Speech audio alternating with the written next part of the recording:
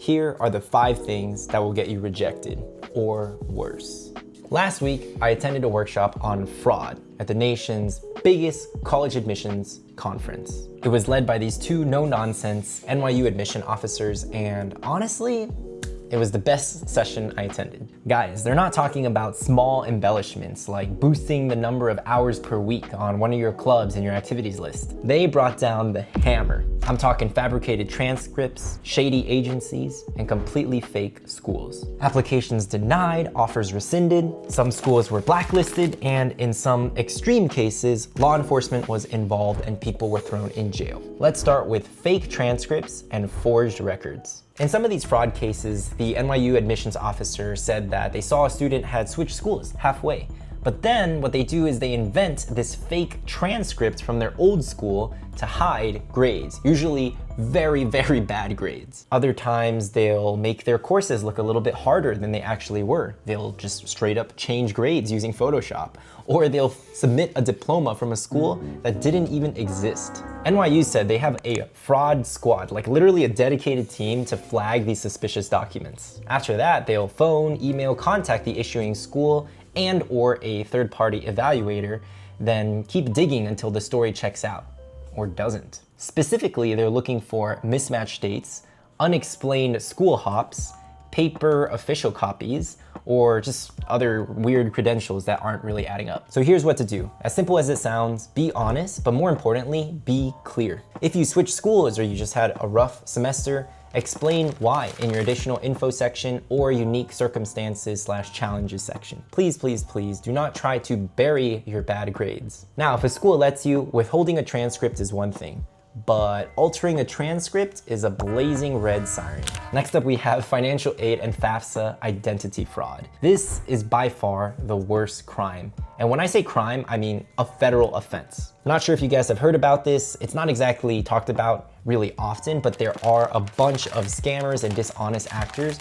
who have been using stolen identities, sometimes from real students like you, or sometimes from dead people, elderly people. They steal these identities and use it to siphon millions of dollars. When fraud involves federal student aid, institutions will notify the Department of Education, then law enforcement can and will step in. Just in the past couple of years, there have been several cases of people being indicted for this crime. Here's how to completely avoid this fat, hairy mess. Never ever share your social security number, bank info, or any identifying documents with a third-party agent or consulting company who asks for them. And if you suspect something is a bit off or wrong, just to be safe, contact your school's financial aid office. The more popular, well-known version of admissions fraud, which will, yes, still totally get you rejected, is working with an unscrupulous agent. Sometimes someone says they have insider access.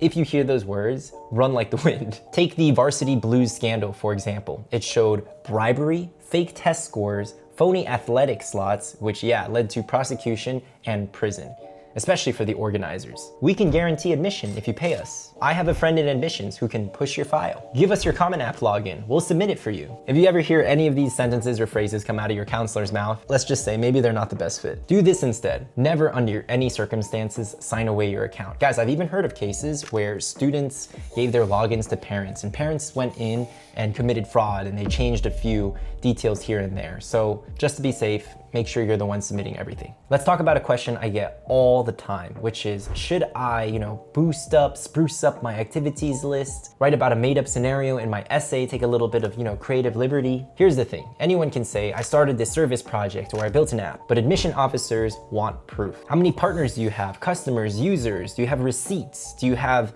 URL links related to your project that you created? Does your teacher or guidance counselor know about your activity? Do they think it's legit? There's kind of 2 parts to this. The more evidence you provide, the higher your chances of getting it. On the flip side, big claims with absolutely zero evidence look really, really shady. But the NYU presenters did note that a tiny embellishment typically does not trigger a full-scale investigation. In fact, let me pull up this video where he talks about it in his own words. Serve as well to have an actual definition of what we find from it. And so we spent some time developing this definition. It'll be available online soon, so don't worry about writing it all down right now. The first point is, since it's covered by the closed captioning, is misrepresentation of academic and personal records, forged transcripts, altered grades, etc. I won't go through and read this all, but it really leans on this being a gross misrepresentation of who they are, of their academic record. We do have extracurricular activities here, but we're really talking about this as like a gross misrepresentation. That doesn't mean that a slight embellishment in extracurricular activity is okay at NYU. It's not.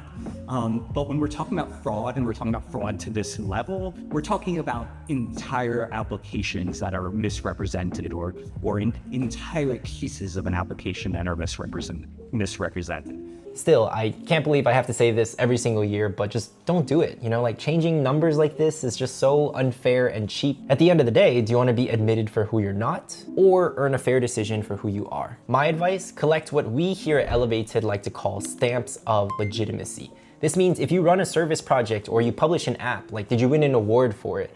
Do you have users on the App Store who can write comments related to, what you built, your product? In short, make legitimacy easy. You can save screenshots, emails, receipts, analytics.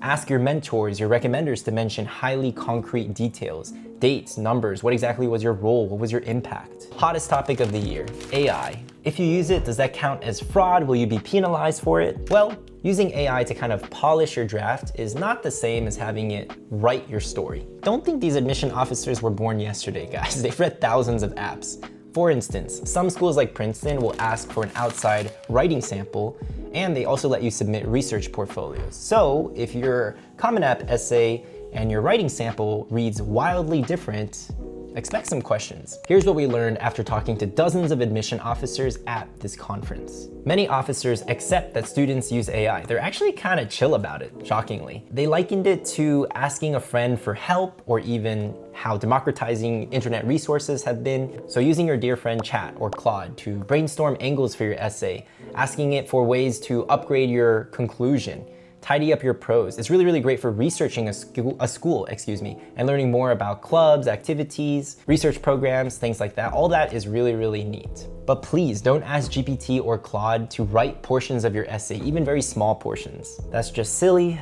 risky, and unethical. Weird story, but one of my students was accused of using AI in her essays for college, right? And here's how to navigate that kind of scenario. It might actually happen to you. Again, going back to my earlier point, document everything. Make copies of your drafts, have teachers read versions of your essay, so if they're asked about it, they can say, yes, they wrote it. Some final rapid fire Q&As. Can I get arrested for lying on my app? Well, typically lying itself is handled by the institution, the college. They can choose to deny you, withdraw your application, rescind it. But if it involves crimes like identity theft or financial aid fraud, that's criminal. Yes, you would get arrested and or even imprisoned. Is it illegal, cheating, fraud to use an advisor?